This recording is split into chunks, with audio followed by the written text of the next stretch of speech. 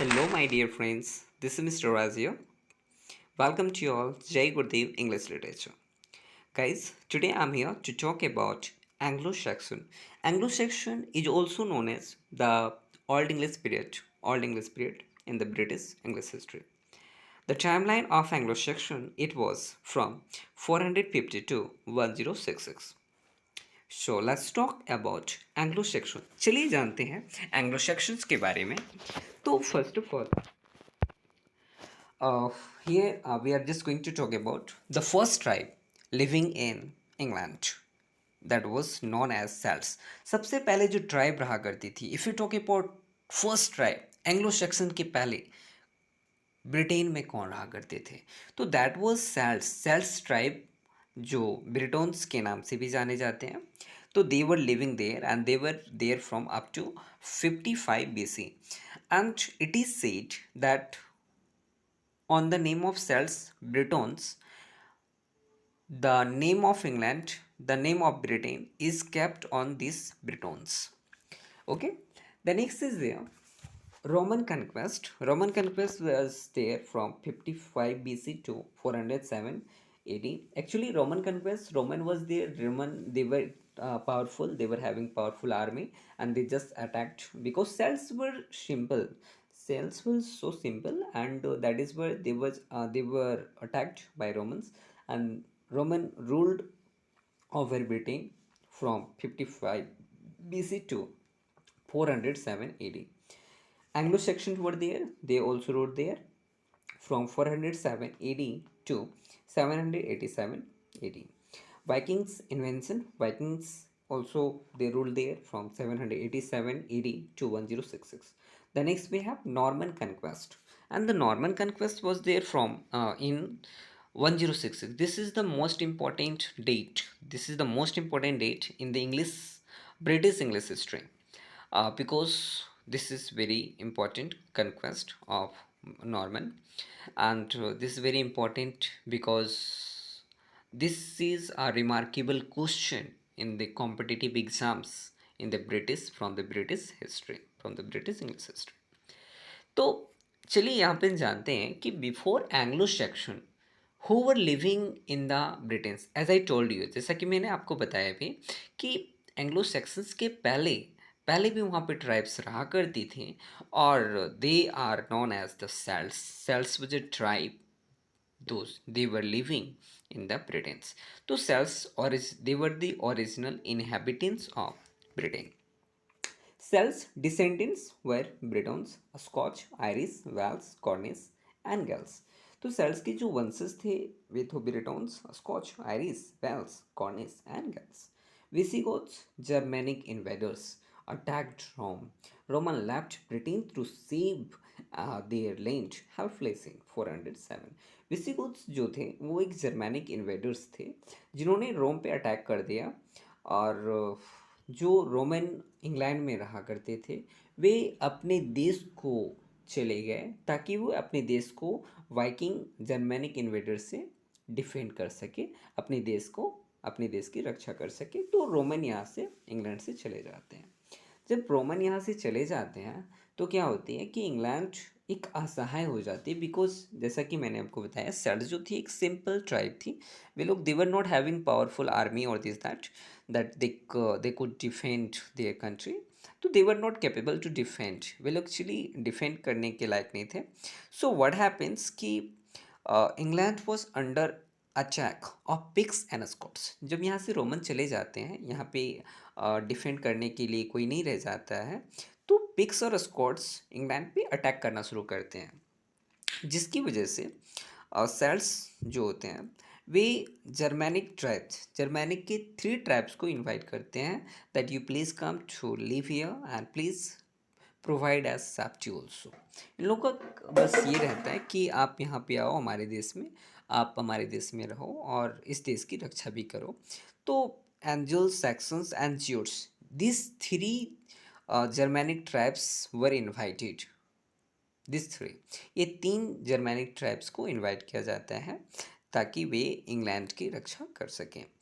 Sections अगर हम बात करें कि ये तीन जर्मैनिक ट्राइब्स की इंट्रोडक्शन की, तो Anglo Saxons that means Saxons, ये Saxons were German Dutch, Angles were southern Danish and Jutes were northern Danish. Saxon जो थे वो जर्मन डच ट्राइब से बिलोंग करते थे, they belong to German Dutch. Angles belong करते थे साउदर्न डेनिस से, एंड ज्यूट्स बिलोंग करते थे नॉर्दर्न डेनिस से। The next cells were driven by angels, saxons and Jutes। अब यहाँ पे क्या है कि सेल्स को उन्हीं के देश से उन्हें भगा दिया जाते हैं, because Angles, Saxons and Jutes they were ruling over England. वे लोग इंग्लैंड पे राज कर रहे थे, एंड दे फाइनली सेल्स को ही वहाँ से भगा दिया गया, सेल्स को भगा दिया गया। And the England completely that was divided into 7 kingdom। पूरे इंग्लैंड को 7 किंगडम्स में डिवाइड किया गया था, जहाँ पे 4 रीजनल्स डायलेक्ट्स पर spoken. If you talk about dialect, अगर हम डायलेक्ट की बात करें तो व्हाट इज अ डायलेक्ट?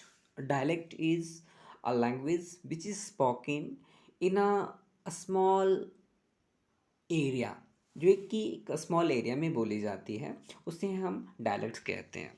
तो पूरी 7 किंगडम्स में चार, only 4 regionals dialects were spoken. Actually that time there was no English. Today English is the international language, today it is, but that time it was a dialect, it was a dialect. जैसे कि हम देखते हैं खोटा, Bengali, this that, तो ये हमारी जिस प्रकार से आज डायलेक्ट हैं, कभी इंग्लिश भी इंग्लैंड का डायलेक्ट हुआ करता था, वो वहाँ का नेशनल लैंग्वेज भी नहीं था। तो अगर हम बात करें 4 रीजनल डायलेक्ट्स की, तो they that was the Northumbrian, the Mercian, the West Saxon and the Kentish. First one Northumbrian, second the Mercian, third the West Saxon and the fourth is the Kentish. King Alfred the Great, king of Wessex. अगर हम बात करें England की the most powerful place at that time, तो that was king of Wessex. वो जो Wessex था ना, Wessex place, that was very powerful place, और वहाँ के जो किंग थे वो थे king Alfred the great. In 1066 Battle of Stanford, England defended Norwegian attackers, but very soon Williams the Conqueror, King of Normandy from France, attacked over England and defeated Harold Godwinson। अगर हम बात करें इन 1066 में, तो देर वर 2 battles। Basically हम एक battles के बारे में जानते हैं, जैसा कि मैंने आपको अवगत करा चुका हूँ कि 1066 में there were Norman conquest, but Norman conquest के पहले भी there was a battle, and the battle was there, battle of Stamford. और ये जो बैटल ऑफ स्टैनफोर्ड था वो नॉर्वेजियंस के द्वारा किया गया था, बट यहाँ पे इंग्लैंड अपने आप को डिफेंड कर लेती है नॉर्वेजियन अटैकर्स से। But very soon, within 3 weeks, 3 सप्ताह के अंदर एक और अटैक होती है, because at that time of England was suffering, England suffer कर रहा था दिस अटैक, दैट अटैक, और they were suffering. At the same time William the Conqueror, king of Normandy, king of Normandy का जो William the कन्क्यूरर होते हैं, वे attack करते हैं इंग्लैंड पे, just after 3 weeks, only 3 weeks. And at that time England was not so established also, and that is why what happens कि जो वहाँ के इंग्लैंड के जो राजा होते हैं इंग्लैंड के, हैरोल्ड गॉडविंसन, हैरोल्ड गॉडविंसन को हरा दिया जाता है, डिफीट कर दिया जाता है, मार दिया जाता है by Williams the Conqueror, and he became the king of England at that time in 1066। And William the Conqueror कौन थे? He was king of Normandy, वो किंग ऑफ नॉर्मैंडी थे। नॉर्मैंडी कहाँ पड़ती है? That was in France. Okay, moving to the next.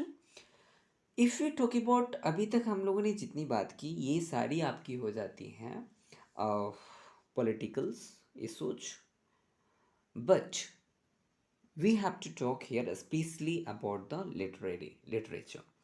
तो if you talk about the literary works at that time in the Anglo Saxons, तो बात करते हैं एंग्लो सेक्शंस की लिटरेरी वर्क्स। इसके पहले जान लेते हैं there was dark ages, and ये dark age the timeline was there from 455 C to 799 C, Dark Age. Always remember, it's very important. Next we have, जैसा कि मैंने आपको बताया कि लिटरेरी वर्क्स के बारे में जानते हैं.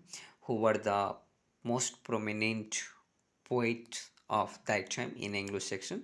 तो कैडमन हिम्स 7th सेंचुरी की पोइट हुआ करते थे, जो जिन्होंने एक वर्क लिखा था अपना hymn and in 7th century, as well as साथ ही साथ वेनरेबल बीट जो होते हैं वो oldest poem in English considered किए जाते हैं, बीट जो होते हैं. Next, the poem Beowulf is the most famous work of old English literature. अगर हम बात करें ओल्ड इंग्लिश लिटरेचर की the most famous work, the most famous poem, तो that is none other than Beowulf. Beowulf जो होता है that is very important poem in that time. Actually that time what happens that there was, उस समय की literature उतनी famous नहीं थी, क्योंकि there was no facility of writing, printing press as we have today's facility. तो at that time there was no like that, there was no facility like today. तो क्या होता था उस समय के जो पोइट्स हुआ करते थे, वे लोग ओरली अपने पोएम्स को सुनाया करते थे. दैट मीन्स वो गाया करते थे, लोग सुना करते थे, because there was no facility of printing press this that. Most prominent poets were, अगर हम बात करें उस समय की मोस्ट प्रोमिनेंट पोएट्स की, तो they were Caedmon, Aldhelm and Cynewulf. They were the most prominent poets. अगर हम बात करें बियोल्फ के बारे में, तो बियोल्फ की जो पोएट हैं, दे ही इज़ अननोन. एक्चुअली वो अननोन है, उनके बारे में पता नहीं चलती कि उन इस वर्क को किसने लिखा हुआ था. There is no actually any written form of Beowulf author. अगर हम बात करें most prominent poets were Caedmon, तो कैडमन जो थे, कैडमन इनके बारे में कहा जाता है कि ये एक ऐसे इंसान थे, एक्चुअली वो एक सर्वेंट थे. कैडमन जो थे वो एक चरवाहा थे, एक सर्वेंट थे. मोनेस्ट्री विटीबी इन यॉर्कशायर में एक विटीबी हुआ करते थे. उस विटीबी के सर्वेंट थे, चरवाहा थे. और जब कभी वो उस विटीबी के हॉल में जाया करते थे जहाँ पे लोग एकजुट हुआ करते थे, एक समय था जब हर किसी को एक एक पोएम सुनाना था. The next number was there of Caedmon. Caedmon की जब नंबर आती है, जब चांस आती है, तो कैडमन हाथ खड़े कर देते हैं, दैट मीन्स सरेंडर.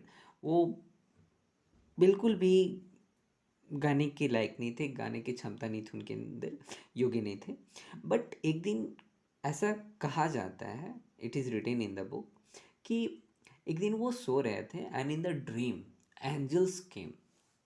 परियां आती, एंजल्स आती हैं, and they just told him to sing something, to tell something, to sing. उन्हें कुछ गाने के लिए बोला जाता है. कैटमन बोलते हैं कि मुझे तो नहीं आता, मैं क्या गाऊं. तो एंजल्स कहते हैं कि चलो आप गॉड के बारे में ही कुछ गाओ, गॉड के बारे में बताओ. तो फाइनली वहाँ से उन्हें एक डिवाइन पावर आती है, और उस समय से उनके अंदर एक डिवाइन पावर होने की वजह से एक कला आती है, और उस कला को वो इस्तेमाल करते हैं. और फिर वो नेक्स्ट टाइम से अपने ट्राइब्स, अपने समुदाय में वो अपने हिम्स को सुनाया करते थे related to divine power. Okay, now let's talk the next. In 4 manuscripts poetics were written. अगर हम बात करें उस समय, तो पोएटिक्स 4 मैन्यूस्क्रिप्ट्स में लिखे जाते थे. First manuscript is there, the Junius manuscript, also known as Caedmon's manuscript. पहला जो हमारा मैन्यूस्क्रिप्ट हुआ करता था वो था द जूनियस, और उसे कैडमन्स मैन्यूस्क्रिप्ट के नाम से भी जाना जाता है. The next is second number the Exeter book, third is the Vercelli book, and the fourth one is Nowell codex. Codex का स्पेलिंग मिसटाइप्ड है, CODX होगा. Nowell codex, also known as the Beowulf manuscript. Actually जो Beowulf था वो novel codex के form में लिखा गया था, नोवेल कोडेक्स मैन्युस्क्रिप्ट के में लिखा गया था। तो this is also known as the Beowulf manuscript.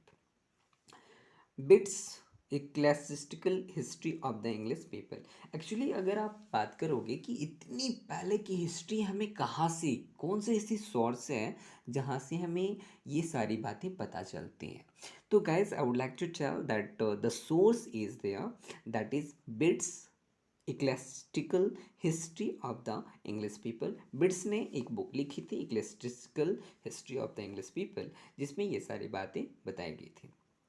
King Ethelbert of Kent was the first Anglo Saxon king. अगर हम बात करें एंग्लो सैक्सन की पहले किंग के बारे में, तो he was the king Ethelbert of Kent. Thank you. So here as you are able to see, let's correct and to use it.